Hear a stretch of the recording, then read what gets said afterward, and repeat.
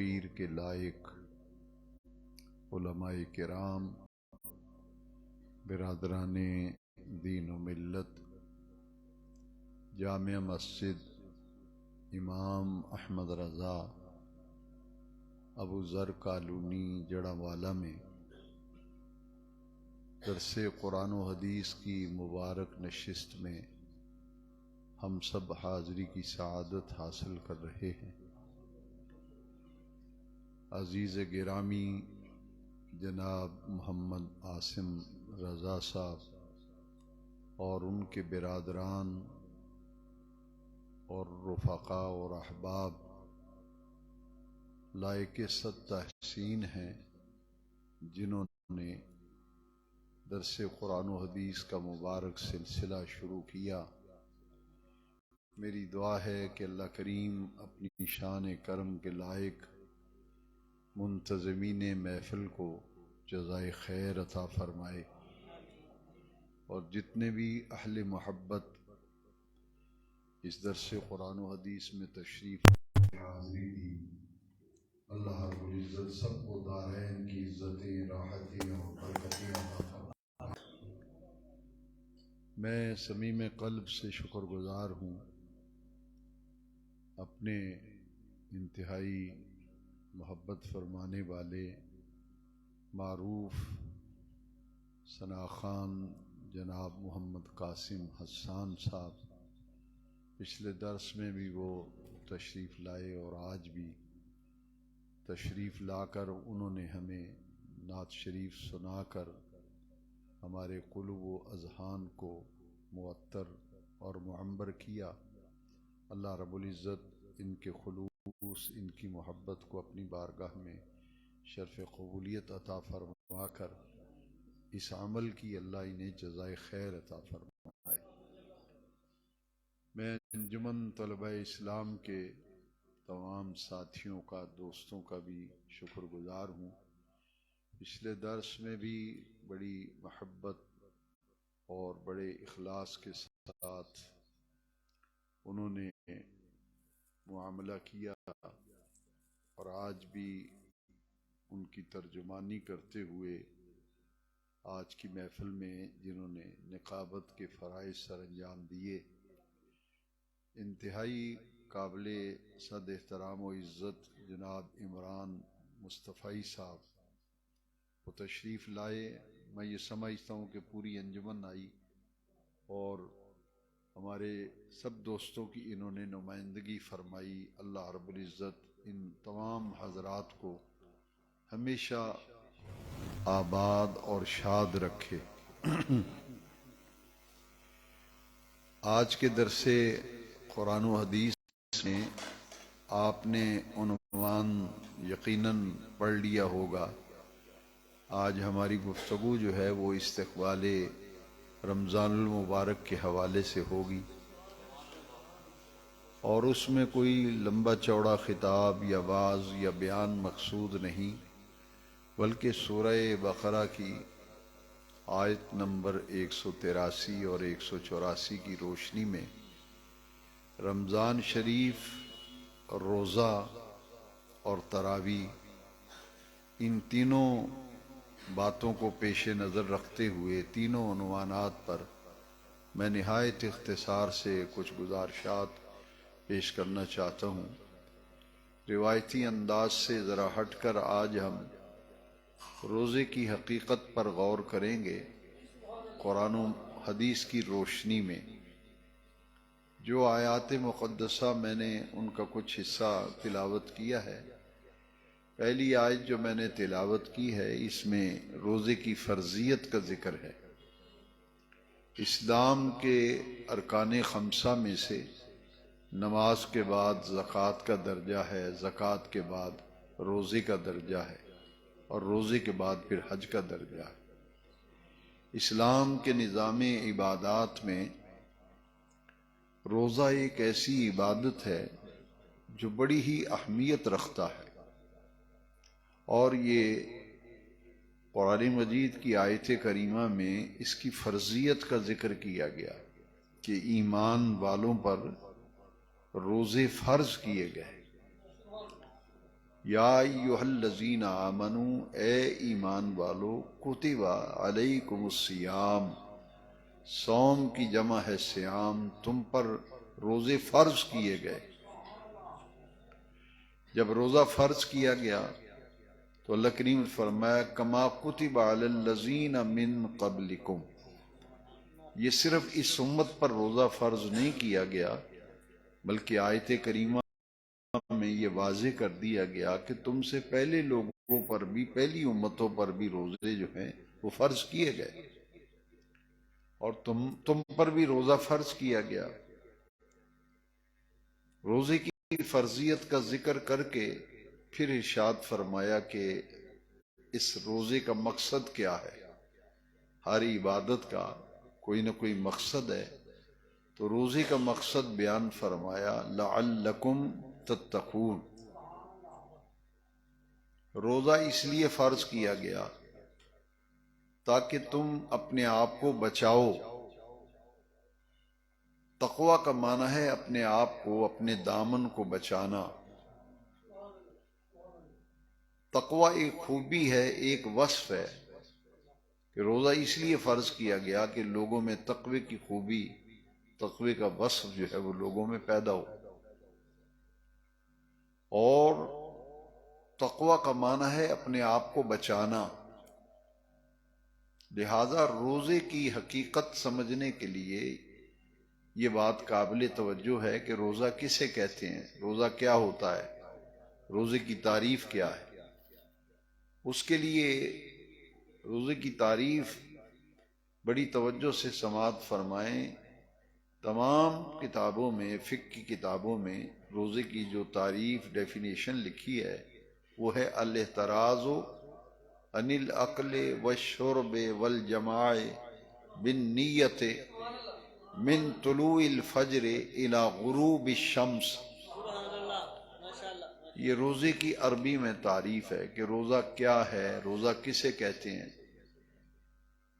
تین چیزوں سے اپنے آپ کو بچانے اور تین چیزوں سے اپنے دامن کو بچا کے رکھنے کا نام روزہ ہے، لیکن اس میں نیت کو شرط رکھا گیا۔ بالنیت، نیت کہتے ہیں دل کے ارادے کو، نیت کہتے ہیں دل کے ارادے کو، اور وہ دل کے اندر جو ارادہ ہے اس کا ہم اپنی زبان سے اقرار کرتے ہیں۔ نیت اگر کوئی زبان سے نہیں کرتا، دل میں اس نے ارادہ کر لیا ہے کہ میں روزہ رکھ رہا ہوں، میں روزہ رکھنے کی نیت کرتا ہوں، تو اس کا روزہ ہو گیا۔ اسی طرح اگر نماز کے لیے آپ آئے ہیں، نماز پڑھنے کا ارادہ لے کے آئے ہیں، اور ارادہ جو ہے دل کا، اسی کا نام نیت ہے۔ تو جب دل میں ارادہ کر کے آپ عبادت کر رہے ہیں تو آپ کی نیت ہو گئی۔ زبان سے اس لیے کہتے ہیں کہ دل کا جو ارادہ ہے اس کا اپنی زبان سے بھی ہم اقرار کریں۔ اسی لیے اقرار باللسان و تصدیق بالقلب، جو کچھ ہماری زبان کہہ رہی ہے دل اس کی تصدیق کر رہا ہے، یہ ہے نیت۔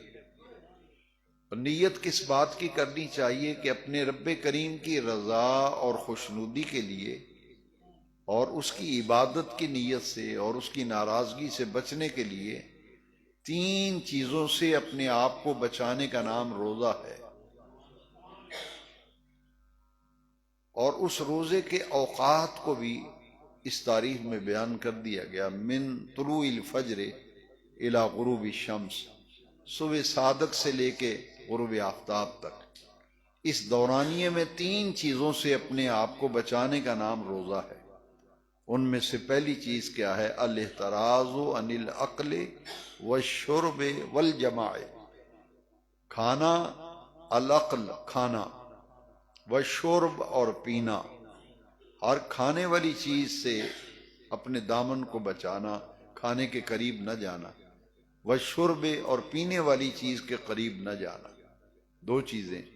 اور تیسری بات ہے والجماع بالنیت من طلوع الفجر الى غروب الشمس، شادی شدہ آدمی کا اپنی منقوہہ سے وظیفہ زوجیت، عمل زوجیت جو ہے، یہ تیسری چیز ہے، ان تینوں چیزوں سے بچنے کا نام روزہ ہے۔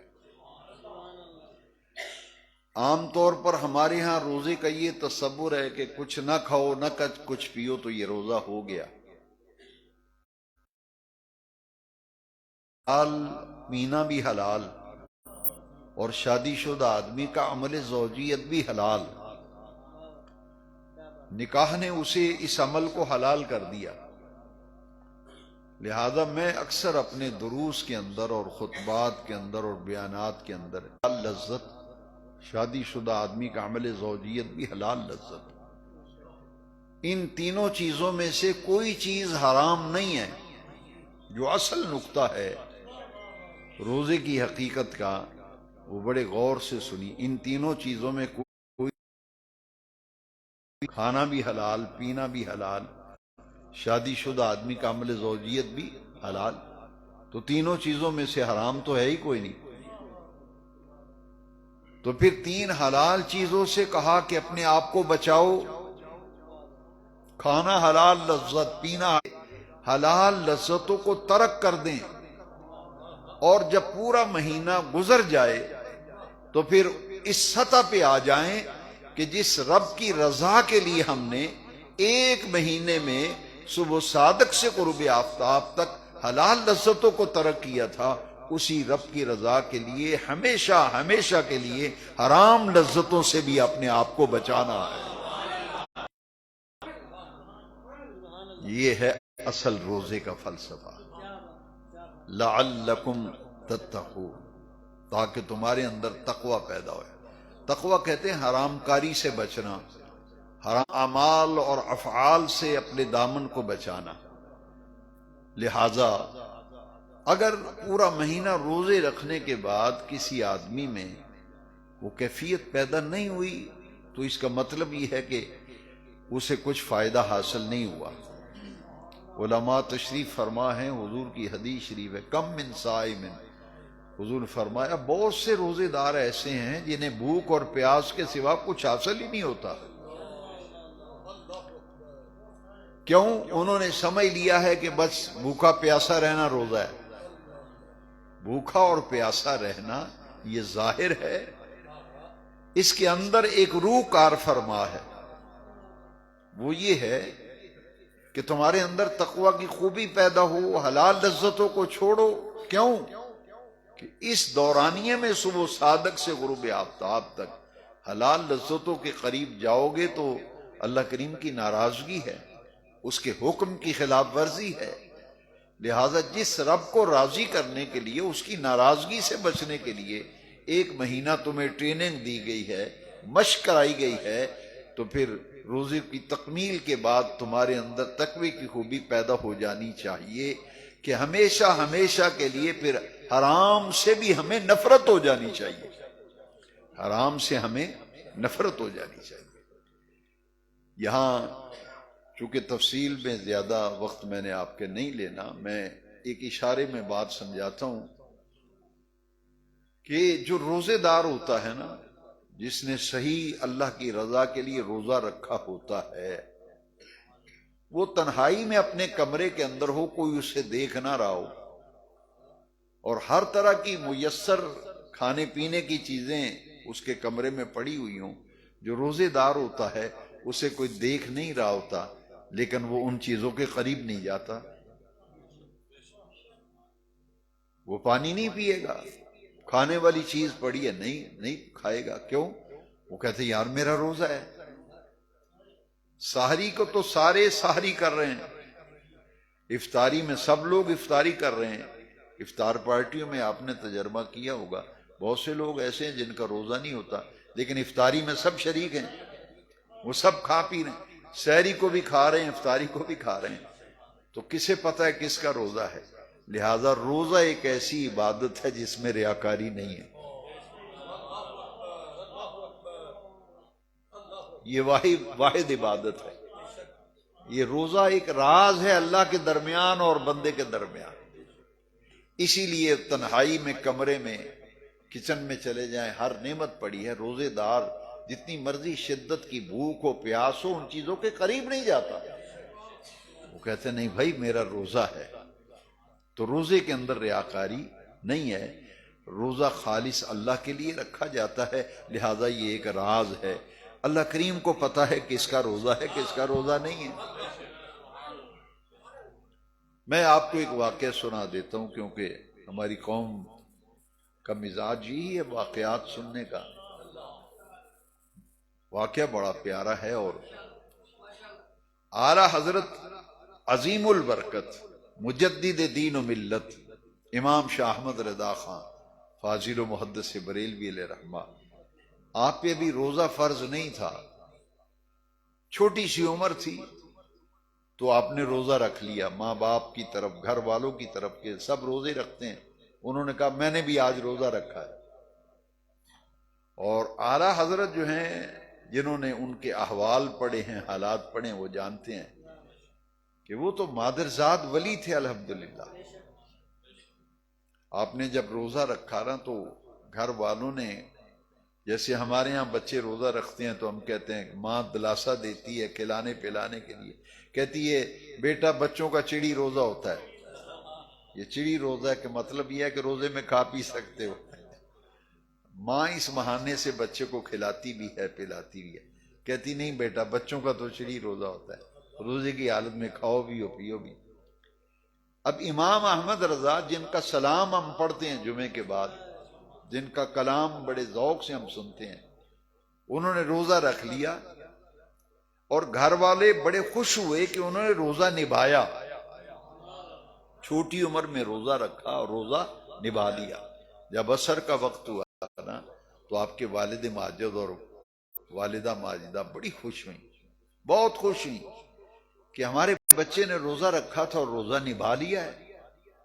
انہوں نے خوشی میں آس پاس جتنے برادری کے خاندان کے لوگ تھے، دوست احباب تھے، ان کی افطاری کا انتظام کر لیا، اس خوشی میں کہ ہمارے ننھے احمد رضا نے روزہ رکھا ہے اور نبھا لیا ہے، اس خوشی میں ہم لوگوں کی افطاری کرائیں گے۔ اب افطاری کا انتظام، جو بڑا حال کمرہ تھا، اس میں افطاری کا سامان لگایا جا رہا تھا، دسترخوان پہ چنا جا رہا تھا۔ تو آپ کے والد ماجد مولانا امام نقی علی خان، جنہوں نے سورہ علم نشرہ کی جو شرح لکھی ہے نا 450 صفحات پر ہے۔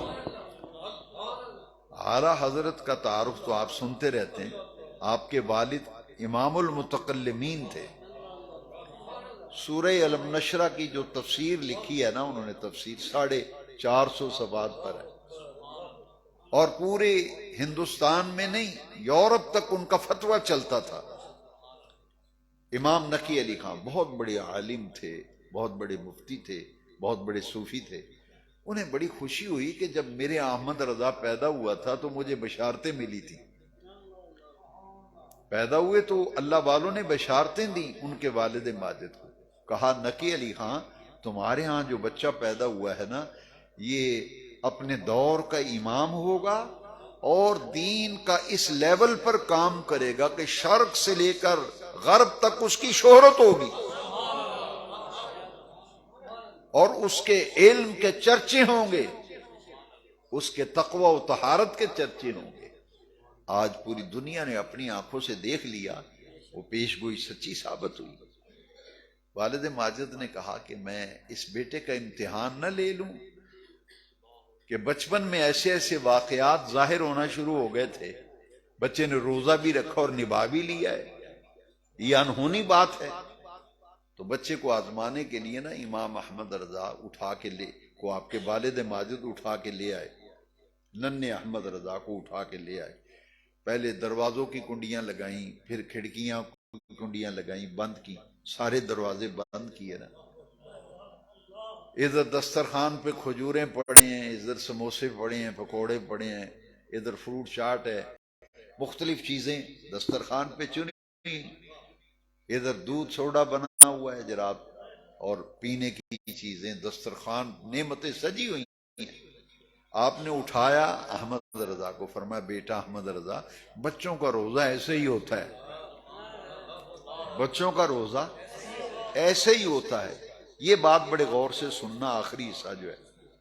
فرمایا بیٹی احمد رضا، بچوں کا روزہ ایسے ہی ہوتا ہے، دیکھو میں نے دروازے بند کر دیے، کنڈیاں لگا دی، کھڑکیاں بھی بند کر دی، تمہیں کوئی دیکھ نہیں رہا، تمہیں کوئی دیکھ نہیں رہا۔ دیکھو کتنی نعمتیں دسترخوان پہ سجی ہوئی ہیں، جو تمہارا دل کرتا ہے کھانے کو وہ کھا لو، جو پینے کو جی چاہتا ہے پی لو، تمہیں کوئی دیکھ نہیں رہا۔ میں نے دروازے بند کر دیے، کنڈیاں لگا دی ہیں، کیواڑ بند کر دی ہیں، تمہیں کوئی اندیشہ نہیں، کھاؤ۔ بچوں کے روزے ایسے ہی ہوتے ہیں۔ احمد رضا نے ایک نظر بھر کے باپ کے چہرے کو دیکھا، نظر بھر کے ابا جی کے چہرے کو دیکھا، امام نقی علی خان کو، اور پھر تاریخی جملے کہے، ننھا سا احمد رضا چھوٹی عمر ہے، باپ کہتے ہیں امتحان لیا نا، کھاؤ پیو، تمہیں کو دیکھ نہیں رہا، دروازے بند ہیں۔ کہا ابا جی یہ ٹھیک ہے، کیواڑ بند ہو گئے، کھڑکیوں کو آپ نے کنڈیاں لگا دی، کوئی دیکھ نہیں رہا، میں جو چیز چاہوں کھاؤں پیوں بالکل ٹھیک ہے، لیکن ابا جی جس اللہ کے لیے روزہ رکھا ہے وہ اللہ تو دیکھ رہا ہے، جس اللہ کریم کے لیے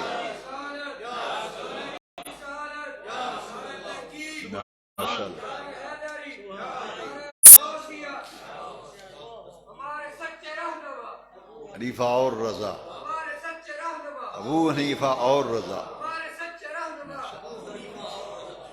آپ دیکھیے ذرا کیا کہا کہ ابا جی ٹھیک ہے مجھے کوئی نہیں دیکھ رہا، دروازے بند ہیں، کھڑکیاں بند ہیں، مگر ابو جان جس اللہ کے لیے روزہ رکھا ہے وہ تو دیکھ رہا ہے نا۔ اب اگلی بات اس سے بھی زیادہ لذت والی، آپ کے والد ابا جی حضور نے اٹھایا نا، پیشانی کو چوما، ماتھے کو چوم کرنا، کہا احمد رضا تم سے ایسے ہی جواب کی توقع تھی۔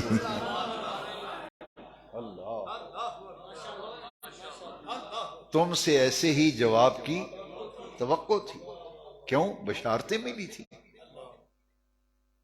یہ ہیں امام احمد رضا، فاضل و محدث سے بریلوی علیہ رحمہ۔ اب یہ واقعہ سنانے کا میرا مقصد کیا تھا کہ روزے کی حقیقت میں بیان کر رہا تھا۔ تین چیزوں سے بچنا، العقل والشرب والجماع بالنیہ من طلوع الفجر الی غروب الشمس، تین چیزوں سے اپنے آپ کو بچاؤ، اور تینوں چیزوں حلال ہیں۔ بے نیاز رب پر بچانا تھا تو حرام چیزوں سے بچاتا، تینوں چیزیں حلال ہیں۔ بے نیاز رب نے فرمایا میں یہ چاہتا ہوں کہ میرے بندے میری رضا کے لیے حلال چیزوں کو بھی چھوڑتے ہیں یا نہیں چھوڑتے؟ جب چھوڑ دیں گے تو اسے کہتے ہیں مراقبہ قلب پختہ ہو جائے، مراقبہ باطن، بندے کی روح اور باطن اور من کی دنیا اتنی صاف ستھری ہو جائے کہ عید الفطر کا چاند نظر آئے تو بندے کا دل کا اندر سے دل سے آواز آ رہی ہو کہ جس رب کو راضی کرنے کے لیے حلال لذتوں کو چھوڑا تھا، اسی رب کی رضا کے لیے ہم نے ہمیشہ ہمیشہ کے لیے حرام لذتوں سے اپنے دامن کو بچانا ہے۔ اس کا نام ہے روزہ، یہ ہے روزے کی حقیقت اور یہ ہے روزے کا مقصد۔ اس لیے رمضان شریف کا روزہ کیوں فرض کیا گیا؟ میں نے دو چیزیں عرض کر دی کہ روزہ کیا ہے، یہ کیوں فرض کیا گیا، لعلکم تتقون۔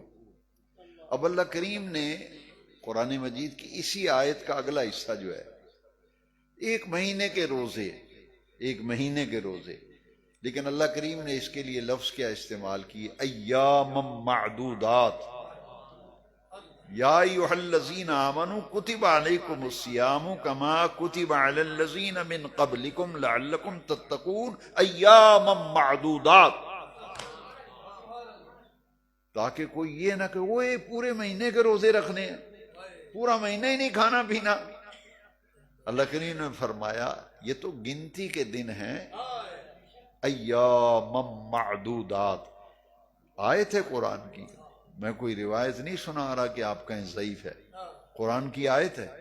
فرمائی یہ تو روزے داروں گنتی کے دن ہیں، تم گنتے گنتے تمہارے دن پورے ہو جائیں گے، پتہ نہیں چلے گا۔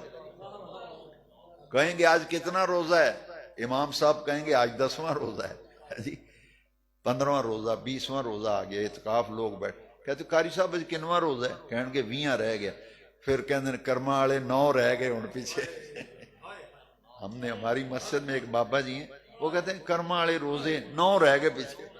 میں نے کہا یہی ہے اس کا معنی، ایام معدودات، تمہیں پتہ بھی نہیں چلے گا، گنتی کے دن تمہارے پورے ہو جائیں گے۔ لو جی اگلی بات، چونکہ زیادہ وقت نہیں، اس کے لیے اللہ کریم نے جس مہینے کا انتخاب کیا ہے نا، اور اسی آیت نمبر 184 ہے یہ سورہ بقرہ کی، شہر رمضان الذی انزل فیہ القرآن، کہ رمضان شریف وہ مقدس مہینہ ہے، وہ رحمتوں والا برکتوں والا مہینہ ہے۔ میں اسے نیکیوں کا موسم بہار کہتا ہوں۔ جب بھی رمضان شریف آتا ہے، میں جس مسجد میں خدمت کرتا ہوں نمازیوں کو کہتا ہوں نیکیوں کا موسم بہار آ گیا ہے ہاں، اس مہینے میں نیکیوں کے شگوفے پھوٹتے ہیں، دل نرم ہو جاتے ہیں۔ جو بندہ سارا سال مسجد میں نہیں آتا اس کا رخ بھی مسجد کی طرف ہو جاتا ہے۔ کیوں؟ موسم بہار آ گیا نا نیکیوں کا، نیکیوں کا موسم۔ جو گہری نیند کا وقت ہے، سحری گہری نیند کا وقت ہے، بیمار سے بیمار آدمی بھی سو جاتا ہے۔ ہمارے عمران مصطفی صاحب جانتے ہیں میں اکثر سفر میں رہتا ہوں، تو میں موٹر وے پہ زیادہ سفر کرتا ہوں، دور دراز علاقوں میں پروگرام ہوتے ہیں نا، اور قاسم حسان صاحب بھی، ان سے بھی پوچھ لیں، وہ جو ٹول پلازے پہ ہوتے ہیں نا، اس وقت وہ بھی ٹیبل کے اوپر یوں دونوں ہاتھ رکھ کے سوئے ہوتے ہیں۔ ہاسپٹل میں بھی میں رہا، میرے والد صاحب بھی میں دیکھتا تھا، پورا عملہ رات کو 2-3 بجے وہ سو جاتا تھا، پورا عملہ ٹیبل کے اوپر ہی سر رکھے ہوئے ہیں، وہ سب عملہ جو ہے کرسیوں پہ ایسے سوئے ہوئے ہیں۔ گہری نیند کا وقت، سحری گہری نیند کا وقت ہے، مسلمان کے گھر میں رمضان شریف۔ میں نے کہا واہ مولا، یہ تو گہری نیند کا وقت ہے، مسلمانوں کے گھروں میں بہار اور رونق لگی ہوئی ہے۔ کوئی ہماری بڑی مائیں سحری کے وقت قرآن کھول کے بیٹھی ہوتی ہیں، مصلے پہ بیٹھی ہوتی ہیں، ہے جی، ہر گھر میں بہار ہے، رونق ہے، تیاری ہو رہی۔ کس بات کی؟ روزہ رکھنا ہے، روزہ، یہ کھانے پینے کا وقت ہے، کوئی وہ سحری کو کھانے کا وقت ہے۔ کیونکہ قاسم صاحب بیٹھے ماشاءاللہ، علماء میرے دائیں بائیں، الصبح نور، الصبح، یہ وقت بڑا نور والا ہے، یہ وقت بڑا، اس وقت جو غذا کھاؤ گے وہ بھی تمہارے اندر نورانیت پیدا کرے گا، یہ وقت ہی بڑا نور والا ہے۔ اب اندازہ فرمائے، اسی لیے حضور نے فرمایا تسحروا فإن فی السحور برکۃ۔ یہ میں نے ایسے کوئی خطیبانہ انداز میں جملہ نہیں بول دیا، میں نے تو حدیث کا مفہوم آپ کو سنایا ہے۔ میرے آقا کریم کی حدیث مبارکہ ہے تسحروا فإن فی السحور برکۃ، سحری ضرور کیا کرو، سحری میں اللہ نے بڑی برکتیں رکھی ہیں، سحری میں بڑی برکتیں ہیں، بڑی برکتیں۔ اچھا، دونوں وقت ہی بڑے قیمتی ہیں جنہیں ہم ضائع کر دیتے ہیں۔ سحری کا وقت بڑا برکت والا، افطاری کا وقت اس سے بھی زیادہ قیمتی۔ فرمایا تسحروا فإن فی السحور برکۃ، اور افطاری کا وقت ہے یہ اتنا قیمتی ہے، حضور نے فرمایا الدعاء مستجاب عند فطرہ، افطاری کے وقت جو دعا کی جاتی ہے وہ بے نیاز رب کی بارگاہ میں فوراً درجہ قبولیت کو پہنچ جاتی ہے۔ یہ ہم افطاری کا سامان لگانے لانے میں وقت رب ہی، پہلے افطاری کی جو بات سرکار نے دو فرمایا، فرحۃ عند فطرہ و فرحۃ عند لقاء ربہ، ایک افطاری کے وقت فرحت ملتی ہے، اور ایک جب رب کا دیدار کرے۔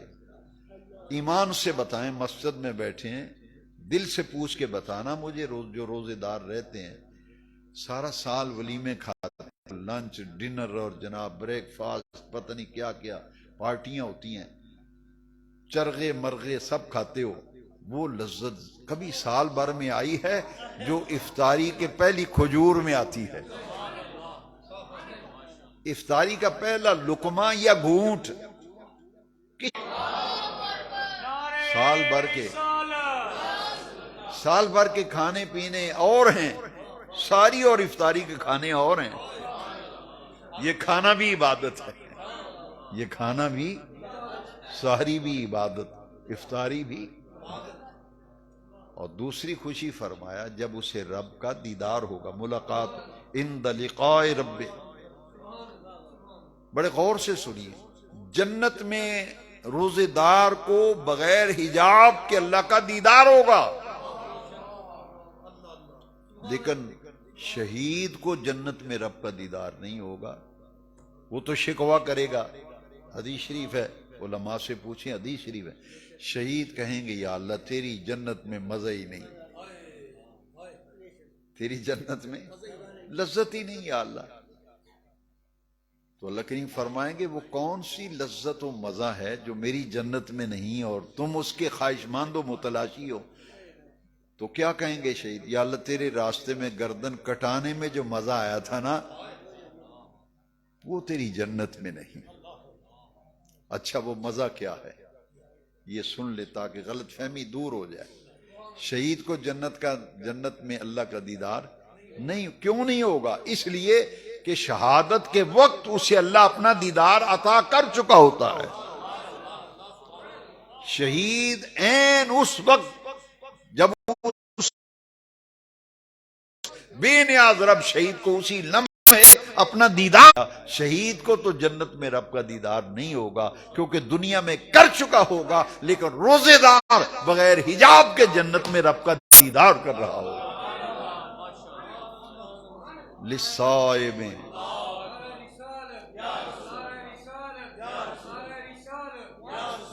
للصائم فرحتان، للصائم فرحت عند فطر فرحت عند لقاء رب. روزے دار اللہ کا دیدار کرے گا. اور علماء بیٹھے ہوئے ہیں، نہیں تو کسی عالم سے کل پوچھ لینا. ہر عمل کی جزا جو ہے، بدلہ کسی بھی نیک عمل کی جزا 700 گنا پر جا کے رک جاتا ہے. 700 گنا پر جا کر رک جاتا ہے. لیکن روزہ ایک واحد عبادت ہے جس کو اللہ کریم نے حدیث قدسیہ صوم لی، اور اس کی 2 قرأتیں ہیں نا، اجزی بھی اور اسے اجزا بھی پڑھا گیا کہ روزہ میرے لیے ہے، اس کی جزا میں خود دیتا ہوں. اور اگر اجزا پڑھا جائے تو اس کا معنی یہ ہے کہ ہر نیک عمل پر جنت کا وعدہ ہے، روزہ رکھنے پر جنت والا ملے گا. بڑی اہم عبادت ہے. یہاں ایک حدیث میں اور سنانا چاہتا ہوں تاکہ آپ اتنی محبت سے آئے ہیں تو وقت پاس کرنے والا تو میں کبھی ایسا بیان ہی نہیں کرتا. ایک لمحہ بڑا قیمتی ہوتا ہے بیان میں. یہ وقت بڑا قیمتی ہے جو آپ نے دیا، آپ آئے ہیں، اللہ آپ کو جزا دے گا اس کے لیے. درس کے اختتام پر آج محسوس کریں گے آپ کہ ہم نے بہت سی قیمتی باتیں تھوڑے سے وقت میں سیکھ لی. اور اسی لیے میں اس حدیث کا انتخاب کیا میں نے جس میں روزہ کس مقصد کے لیے فرض کیا گیا ہے. اس حدیث سے وہ بھی معلوم ہوگا. حضور نے فرمایا لِكُلِّ شَيْءٍ زَكَاةٌ وَزَكَاةُ الْجَسَدِ الصَّوْمُ. حضور نے فرمایا ہر چیز کی زکوٰۃ ہے، روزہ جو ہے یہ بندے کے جسم کی زکوٰۃ ہے. ایک تم مال کی زکوٰۃ نکالتے ہو، یہ جسم کی زکوٰۃ ہے. مجھے ایک آدمی کہتا ہے کہ روزے میں بندہ کمزور ہو جاتا ہے، اور جب 30 روزے ہو جاتے ہیں تو کہتے ہیں، ہر کوئی کہتا ہے یار حاجی صاحب تسی بڑے کمزور ہو، اندر روزے نہیں رکھے یار. میں نے کہا یہ جو کمزوری ہے نا یہ بھی روزے کا ایک مقصد ہے. کیوں؟ اگر بات اچھی لگے تو دعا دے دینا. پیر میر علی شاہ صاحب رحمۃ اللہ علیہ نے لکھا ہے جب بندے کی روحانیت ترقی کرتی ہے نا، روحانیت اور نورانیت بندے کے اندر کی کیفیت، جب وہ ارتقائی منازل طے کرتی ہے جسم کمزور ہوتا چلا جاتا ہے، روحانیت بڑھتی چلی جاتی ہے.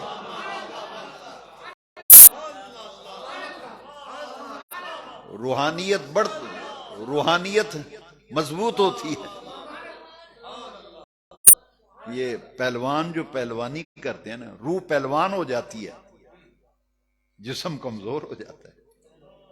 کسی پہلوان کو دیکھا آپ نے، وہ سردائیاں رگڑتا ہے، بادام رگڑتا ہے، جب کوٹے لگاتے ہیں نا تو ہمارے سلطان الواعظین مولانا ابو النور محمد بشیر کوٹی لوہارا والے، اللہ ان کی قبر انور پر کرو رحمت، سلطان الواعظین تھے اپنے دور میں. وہ فرمایا کرتے تھے کہ اللہ کے ولی جو ہیں نا، یہ تہجد کے گھوٹے لگاتے ہیں، یہ روزے رکھ کے نفس گھوٹے لگاتے ہیں. سردائیاں پیتا ہے پہلوان، تو یہ ان کی سردائیاں کیا ہیں، ادھر روزے رکھ رہے ہیں، راتوں دنیا سوئی ہوئی ہے، یہ نفل پڑھ رہے ہیں. یہ جو رگڑا لگاتے ہیں نا، کثرت نوافل، لا یزال عبدی یتقرب الی بالنوافل، یہ پہلوان رگڑے لگاتا ہے، یہ نفلوں کے رگڑے لگاتے ہیں، اور ان کی روح جو ہے وہ طاقتور ہو جاتی ہے، جسم کمزور ہو جاتا ہے. کئی بزرگ اللہ والے جب بیمار ہوتے ہیں تو نمازی مقتدی شہر والے باتیں کر لو، حضرت صاحب رہ گئے منجید پہ گئے، کمزور ہو گئے. میں نے پیر مہر علی شاہ صاحب کی یہ کتاب پڑھی ملفوظات، تو مجھے بڑا اطمینان ہوا، اور میں نے بڑے بڑے اولیاء اللہ کی زیارتیں کی، ان کے جنازے پڑھے. میں محتشم رضا صاحب کو بتاتا رہتا ہوں کن کن کے میں نے جنازے پڑھے. میں نے سید ابو البرکات صاحب کا جنازہ پڑھا، جو اعلیٰ حضرت کے خلیفہ تھے، اعلیٰ حضرت کے شاگرد و مرید تھے. بڑے بڑے اکابر اولیاء اللہ صوفیاء کے میں نے جنازے پڑھے. میں دیکھتا تھا آخر وقت میں اتنے کمزور. تو میں ایک دن بڑا پریشان ہوا، میں نے کہا یہ اللہ والے آخر میں اتنے کمزور لاگر، اس کی وجہ کیا ہے؟ تو پیر مہر علی شاہ صاحب کے ملفوظات کا میں مطالعہ کر رہا تھا، تو انہوں نے فرمایا کہ جب اللہ کا ولی جو ہے، اس کی روح جیسے جیسے طاقتور ہوتی چلی جاتی ہے، اس کی پہلوانی روحانیت کی عروج پہ جاتی، جسم کمزور ہوتا چلا جاتا. تو یہ روزہ جو ہے دراصل میری اور آپ کی روحانی ارتقاء کے لیے آیا ہے. ہمارا جسم کمزور ہونا چاہیے کچھ تھوڑا بہت، تاکہ روح جو ہے، ہمارا باطن جو ہے وہ مضبوط و مستحکم ہو جائے. اس لیے فرمایا لِكُلِّ شَيْءٍ زَكَاةٌ وَزَكَاةُ الْجَسَدِ الصَّوْمُ، ہر چیز کی زکوٰۃ ہے، یہ تو جسم کی زکوٰۃ نکل رہی ہے. جب زکوٰۃ دیتے ہیں نا، زکوٰۃ دینے والا ایک دفعہ دل پکڑا جاتا ہے، کہتے ہیں او 1,00,000 زکوٰۃ میری بن گئی، 1,00,000 چلا گیا. اسی طرح وہ کہتے ہیں شاید مال کم ہو گیا ہے. زکوٰۃ دینے سے مال کم نہیں ہوتا، مال بڑھتا ہے. اسی طرح جب جسم کی زکوٰۃ نکلتی ہے تو روح تمہاری طاقتور ہوتی چلی جاتی. اللہ سے جو رشتہ ہے نا، تعلق بندگی، وہ مضبوط ہوتا ہے. جسم کمزور ہوتا ہے، بھلے کمزور ہوتا ہے، میں مانتا ہوں، لیکن اللہ سے جو تعلق ہے نا روزے کی حالت میں، وہ بڑا پیڑا پکا تعلق ہو جاتا ہے. اللہ فرماتا ہے اس بندے نے میرے لیے کھانا پینا چھوڑا ہے، اس کی جزا میں خود ہوں، قیامت کے دن اسے میں اپنا دیدار عطا کروں گا. اور روزہ اتنی اہم عبادت ہے، اس پر میں آخری بات، پھر میں دوسری آیت جو ہے شہر رمضان الذی انزل فیہ القرآن، اس پہ بات کریں. روزہ اتنی اہم عبادت ہے. کئی لوگ میرے پاس ایک بزرگ آتے تھے، وہ کہتے تھے میں صرف جمعے کا روزہ رکھتا ہوں، میں نے کہا آپ نے کس نے اجازت دی ہے کہ صرف جمعے کا روزہ رکھے، باقی دنوں کا کیوں نہیں رکھتے؟ کہتے نہیں اس لیے کہ یہ جمعہ جو ہے ذرا مبارک دن ہے، اس دن ایک دن رکھ لیتا ہوں، باقی دن میں نہیں رکھتا. میں نے کہا روزے تو پورے رمضان کے فرض ہیں، کیونکہ قرآن نے کہا فمن شاہد منکم الشہر فلیصمہ، زندگی میں جتنے بار رمضان شریف آئے اس کے روزے رکھو. تو آپ ایک روزہ کیوں رکھتے ہیں، باقی چھوڑ دیے تم نے؟ میں نے پھر انہیں حدیث سنائی، کہتے مجھے اس مسئلے کا نہیں پتا تھا کہ اتنی تاکید آئی ہے. میں نے ہاں بالکل، من شاہد فمن شاہد منکم الشہر فلیصمہ، قرآن کی آیت تو ہے، مگر میں نے انہیں حدیث سنائی تھی کہ حضور نے فرمایا جس نے رمضان شریف کا ایک بھی روزہ اگر جان بوجھ کر چھوڑ دیا، جان بوجھ کر چھوڑنے کی میں وضاحت کرنا چاہتا ہوں، فمن کان منکم مریضا او علی سفر فعدۃ من ایام اخر، دو چیزیں ایسی ہیں، ایک بیماری ہے، ایک سفر ہے۔ بیماری بھی نہیں، سفر بھی نہیں۔ بیماری اور سفر میں روزہ نہ رکھنے کی اجازت ہے کہ روزہ نہ رکھو جب صحت یابی ہو۔ فَعِدَّةٌ مِّنْ أَيَّامٍ أُخَرَ، جب صحت یابی ہوگی پھر رکھ لو۔ سفر سے واپس آؤ، جو سفر سے وجہ سے روزے رہ گئے ہیں رمضان شی کے بعد، وہ رکھنے پڑتے ہیں۔ حضور نے فرمایا عذر بھی کوئی نہیں، نہ بیمار ہے نہ مسافر ہے، عذر ہی کوئی نہیں، بغیر شرعی عذر کے ایک روزہ بھی اگر کسی نے رمضان شریف کا نہ رکھا نا، بڑے غور سے سنیے حدیث پاک، نبی پاک صلی اللہ علیہ وسلم فرمایا ساری زندگی بھی روزے رکھتا رہے نا اس ایک روزے کے بدلے میں، فرمایا اس کا بدلہ نہیں ہو سکتے۔ اتنی اہم عبادت، جان بوجھ کر روزہ چھوڑنا سخت ترین گناہ ہے۔ اور پھر دیکھیے خالی معدہ ہونے کی وجہ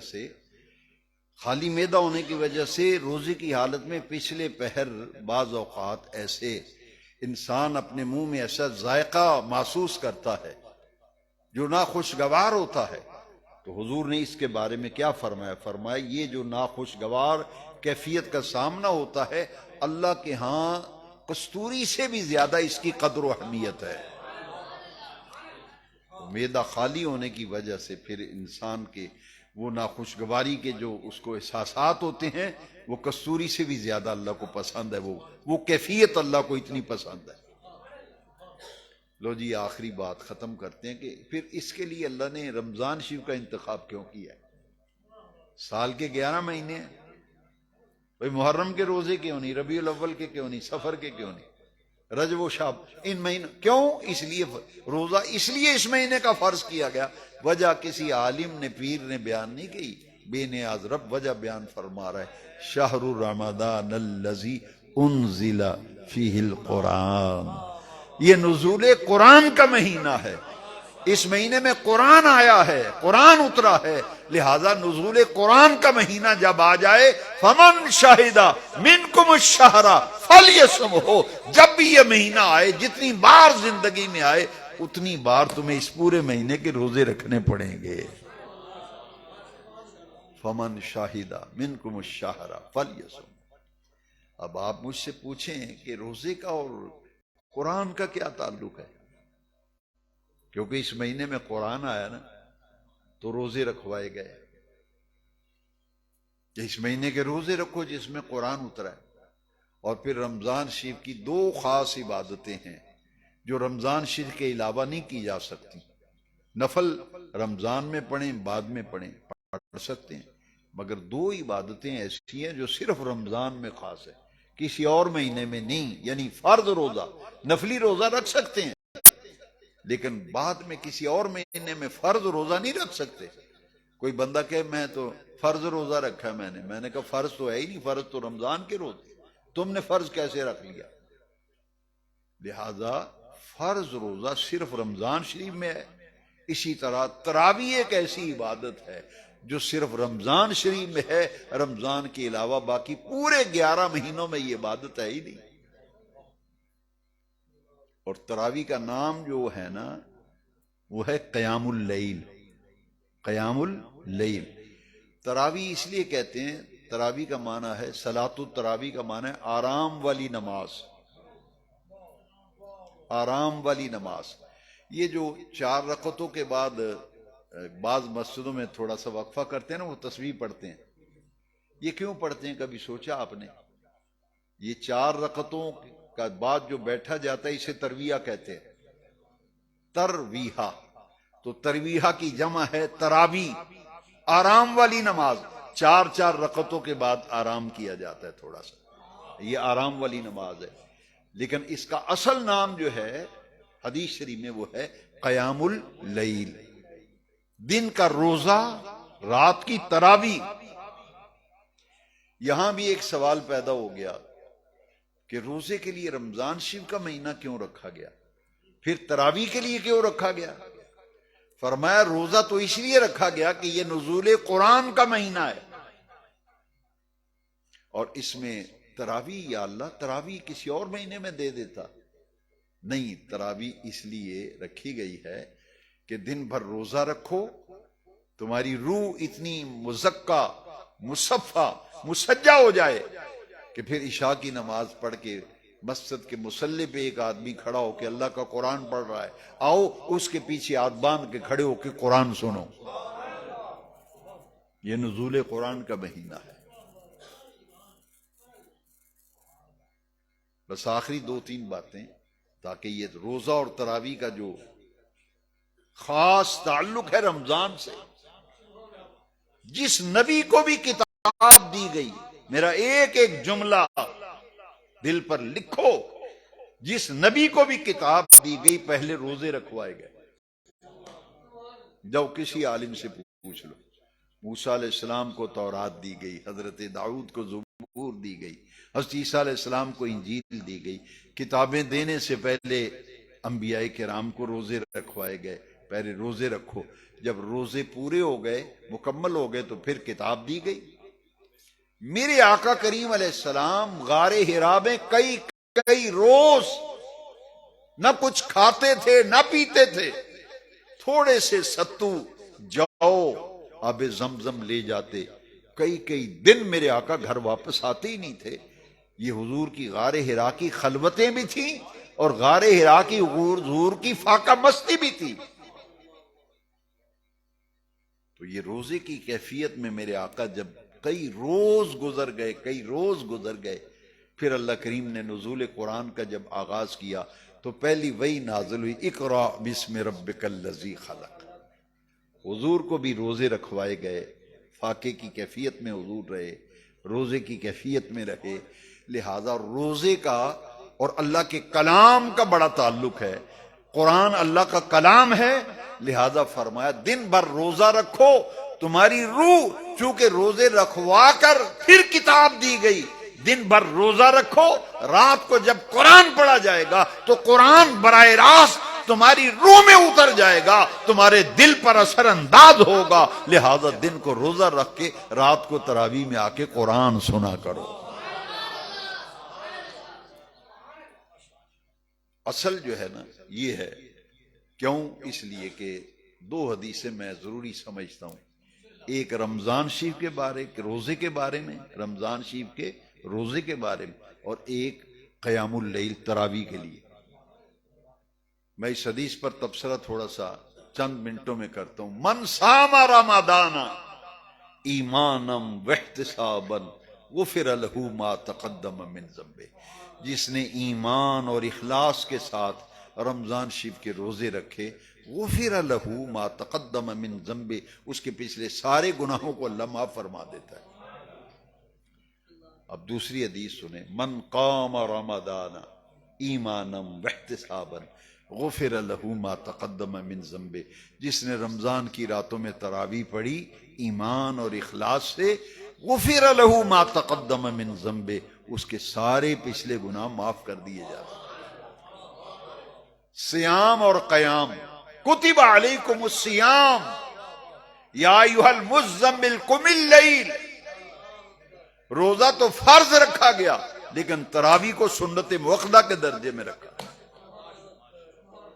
لہذا رمضان شریف کی خاص عبادت دن کا روزہ، رات کی تراویح، اور خاص دو عمل سحری اور افطاری، یہ بڑی نعمتوں میں سے اللہ کی نعمت ہے۔ اب تراویح جو ہے دونوں کے لیے لفظ ایک ہی آئے ہیں، غفر له ما تقدم من ذنبه، جہاں تراویح کی بات آئی وہاں بھی غفر له ما تقدم من، لہذا یہ دو عبادتیں خاص ہیں صرف رمضان شریف کے مہینے سے۔ اللہ کریم سے توفیق مانگتے ہیں کہ بے نیاز رب مجھے اور آپ کو اس مہینے میں کچھ ایسے کام کرنے کی توفیق دے کہ ہمارا باطن تھوڑا سا نیچے سے اوپر آئے، ہماری روحانیت و نورانیت بھی نیچے سے اوپر کو آئے۔ اور اس پورے مہینے کے آخری عشرہ جو ہے یہ دیکھیں ذرا، آخری عشرہ، ایک تو میں نے آپ کو تفصیل سے بتا دیا، دن کا روزہ، رات کی تراویح، سحری اور افطاری، اس پہ میں نے تبصرہ کافی الحمدللہ کر دیا۔ لیکن آخری عشرہ جو ہے اس سے خاص اہمیت حاصل ہے پورے رمضان شریف میں۔ وہ کیا ہے؟ حضور نے فرمایا آخری عشرے کی طاق راتوں میں لیلۃ القدر کو تلاش کرو. اور یہ حدیث جب میں نے پڑھی اور دورہ حدیث جب میں نے پڑھا، میرے والد صاحب رحمۃ اللہ علیہ محدث ابدالوی حدیث شریف پڑھاتے تھے، تو بڑا پیارا انداز تھا. آپ نے فرمایا کہ یہ حضرت عائشہ صدیقہ کی روایت ہم نے جب پڑھی دوران سبق کہ حدیث شریف میں کہ آخری عشرہ جب آتا تھا نا تو حضور کمر بستہ ہو جاتے تھے، یعنی کسی کام کے لیے پوری طرح تیار ہو جانا. اسی عربی اردو میں کہتے ہیں کمر بستہ ہو جانا. یعنی پہلے 2 عشروں میں جتنی محنت ہوتی تھی نا، آخری عشرے میں اس کے اندر کہیں حضور اضافہ فرما دیتے. اسی لیے حضور نے فرمایا اولہ هو شہر اولہ رحمت واوسطہ مغفرۃ وآخرہ عتق من النار. رمضان شریف کا پہلا عشرہ رحمت ہے، دوسرا مغفرت ہے، اور آخری عشرہ تو بالکل جہنم سے آزادی ہے. لہذا اعتکاف آخری عشرے کا ہے. اعتکاف سحری افطاری، اسی طرح اعتکاف بھی رمضان شریف کی ایک اہم ترین عبادت ہے. لیکن اس کو ذرا غور سے سن لیں. اعتکاف یہ اس کا مصدر ہے وقوف. وقوف کا معنی ہے ایک جگہ جم کر بیٹھ جانا، اور اعتکاف کا معنی ہے کہ اللہ کو راضی کرنے کے لیے، اس کی عبادت کے لیے مسجد کے کسی ایک گوشے کو مخصوص کر کے وہاں جم کر بیٹھ جانا. 20ویں روزے غروب آفتاب سے لے کر عید کا چاند نظر آنے تک اعتکاف کیا جاتا ہے.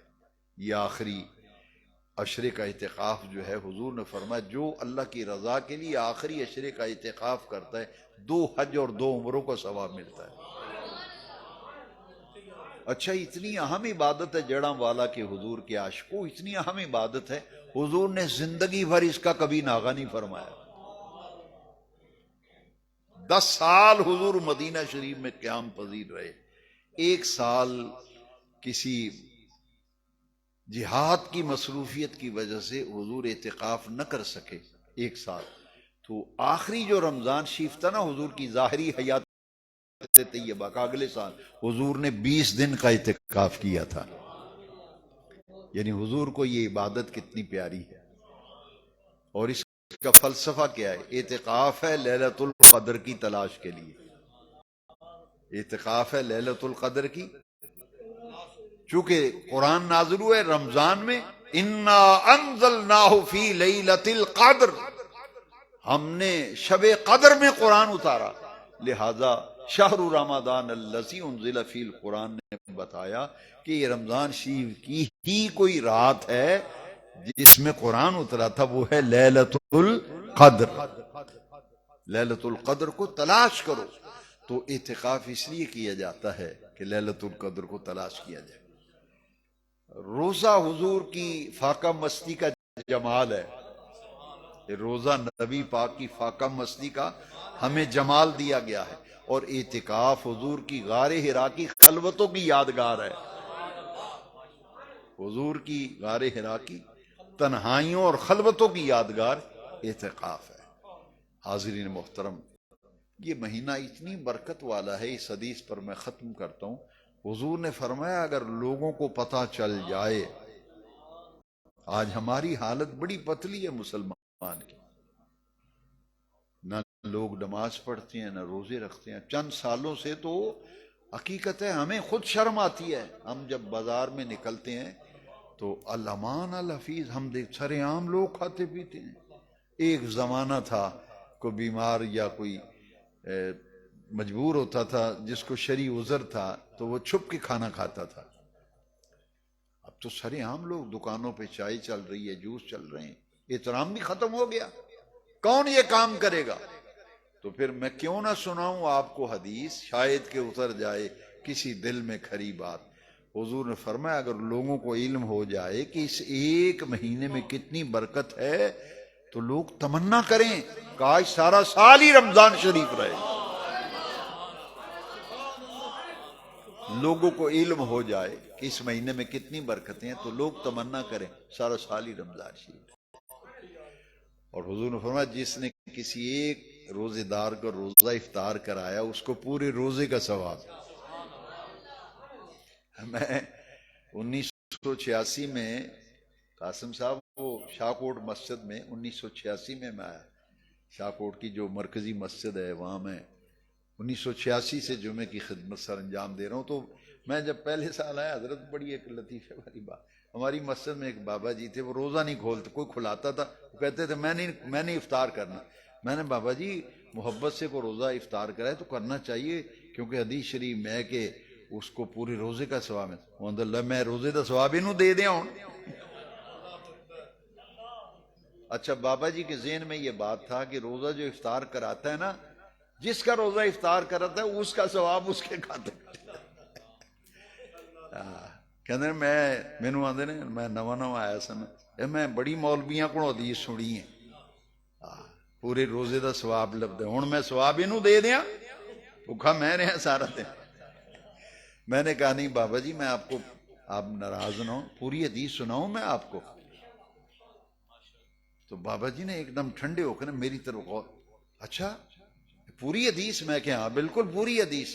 میں نے کہا یا تو کسی نے سنائی نہیں یا آپ نے غور نہیں کیا، حدیث پوری میں سناتا ہوں آپ کو، پھر آپ کی مرضی ہے افطار کریں یا نہ کریں. وہ جی آپ کو بھی حدیث سناتا ہوں. حضور اسی لیے حضور کو پتا تھا نا خلش پیدا ہوگی.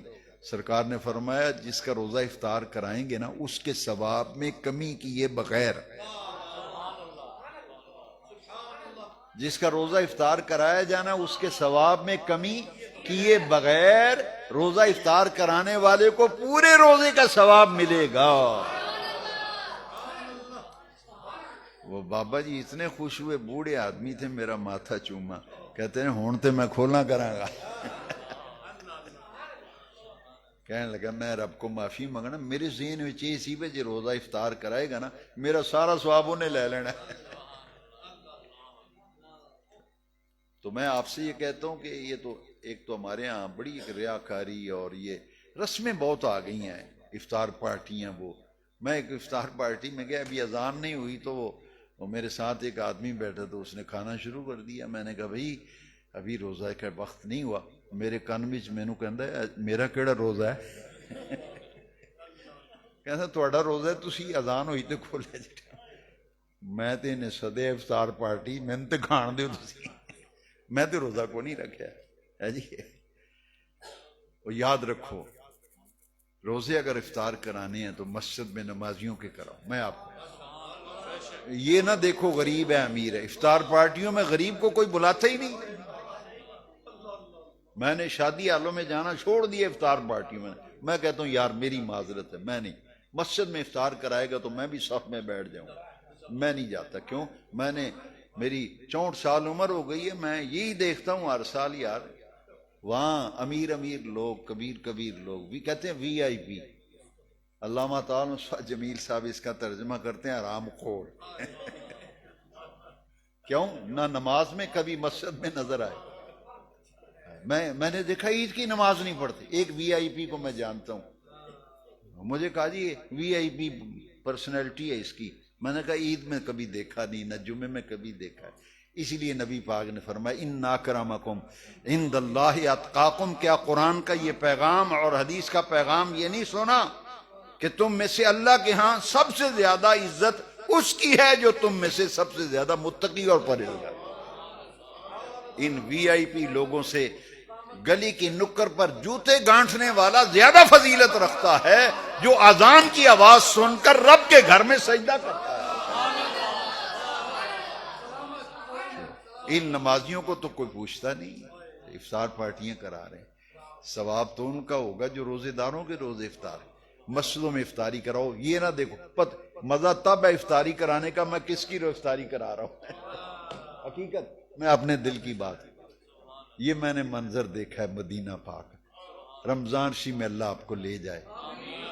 میں تو تڑپتا رہتا ہوں اللہ مدینہ شریف میں زندگی میں ایک مرتبہ رمضان شریف جاؤ، رمضان شریف کے مہینے میں جاؤ ایک دفعہ مدینہ شریف میں افطاری دیکھیں. اللہ اکبر. اسی لیے سرکار نے فرمایا جس نے رمضان کا ہم ذکر کر رہے ہیں نا روزوں کا، سرکار نے فرمایا جس نے رمضان شریف میں عمرہ کیا نا کتنا ثواب ملے گا جیسے اس نے میرے ساتھ حج کیا. حج بھی نبی پاک کے ساتھ. باقی مہینوں میں عمرہ کریں گے تو عمرے کا ثواب، ماہ رمضان شریف میں عمرہ کریں گے ایسے حج کا ثواب نبی پاک نے فرمایا اس کو ثواب ملے گا جیسے اس نے میرے ساتھ حج کیا ہے۔ مسجد نبوی میں جب افطاری ہوتی ہے نا آنسو آتے ہیں، او لاکھوں لوگ، مجال آواز آ رہی ہو، یہاں 20 نمازی ہوتے ہیں، ہماری مسجد میں شور شرابہ ہوتا ہے، لاکھوں لوگ مسجد نبوی میں، حرم مکہ شریف میں لاکھوں لوگ افطاری کرتے، مجال ہے کسی کی آواز آ جائے۔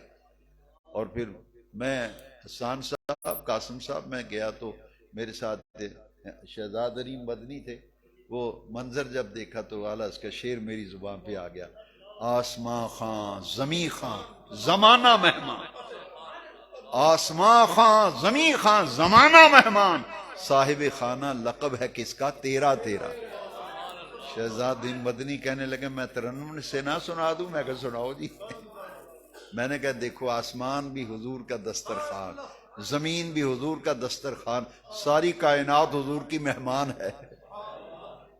اللہ رمضان شریف مدینہ شریف میں اگر نصیب ہو، اللہ اکبر اللہ اکبر۔ اور رمضان شریف اتنی برکت والا مہینہ، میں کیا کروں، میں تو سوچتا ہی رہتا ہوں، اتنی برکتوں والا مہینہ، نیکیوں کا موسم بہار، ازول تاخر، خیر ہی خیر، جو سارا سال مسجد میں نہیں آتا رمضان شریف میں وہ بھی نظر آتا ہے، نیکیوں کا موسم بہار ہے نا۔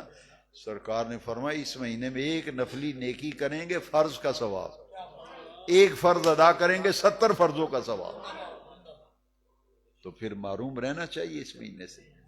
لو جی آئیے مل کر